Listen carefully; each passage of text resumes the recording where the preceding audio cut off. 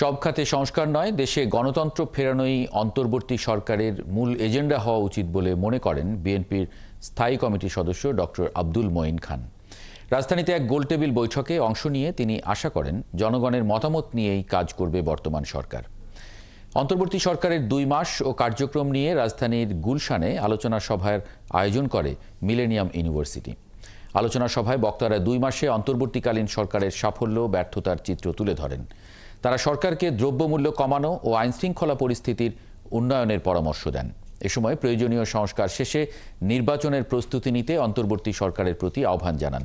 এর আগে সকালে জাতীয় প্রেস ক্লাবের সামনে এক কর্মসূচিতে বিএনপি চেয়ারপারসনের উপদেষ্টা জয়নুল আবদিন ফারুক বলেন, সচিবালয় সহ দেশের বিভিন্ন স্থানে ফ্যাসিবাদের প্রেতাত্মারা ঘুরে বেড়াচ্ছে।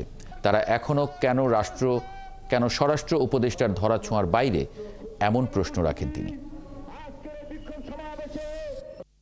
জনগণ যে ম্যান্ডেট দিয়েছে এই সরকারকে, এখানে কিন্তু একটা জিনিস বুঝতে হবে, ম্যান্ডেটটা কিন্তু তাদের খুব সহজ এবং একটিমাত্র ম্যান্ডেট, সেটা হচ্ছে বাংলাদেশকে স্বৈরাচার থেকে গণতন্ত্রে রূপান্তরিত করতে হবে। এটাই হচ্ছে এই সরকারের ম্যান্ডেট।